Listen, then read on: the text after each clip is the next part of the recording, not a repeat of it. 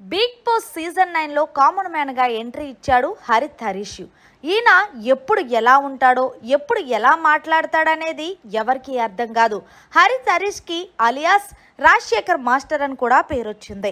ఈ విషయం పక్కన పెడితే వీకెండ్ వచ్చిన హోస్ట్ నాగార్జున గారు హరీష్ని ఎలా తిట్టారో ప్రత్యేకంగా చెప్పనవసరం లేదు.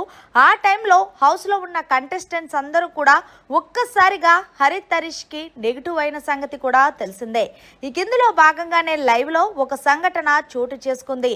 Mask man Harish Bigg Boss camera దగ్గరికి వెళ్ళి, దయచేసి నేను వెళ్ళిపోతాను, నన్ను ఇక్కడి నుంచి పంపించండి, నాలాగా జెన్యున్ గా మాట్లాడేవారు ఈ హౌస్ లో కరెక్ట్ కాదు, నన్ను ఇక్కడ బ్యాట్ చెయ్యాలి అని అనుకుంటున్నారు బిగ్ బాస్ అంటూ తిండు తిప్పలు మారేసి బయటికి వెళ్ళడానికి నిరాహార దీక్ష చేస్తున్నాడు బిగ్ బాస్ హౌస్ లో.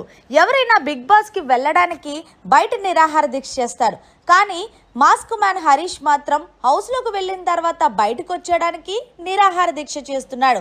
మరి ఇదే విషయాన్ని భరణి గారు తనుజాకి చెప్తున్నట్టు లైవ్ లో అయితే చూపించారు. మరి ఈలోగా కన్వెన్షన్ రూమ్ కి బిగ్ బాస్ పిలుస్తాడో లేకపోతే ఏం చేస్తారనేది చూడాల్సి ఉంది.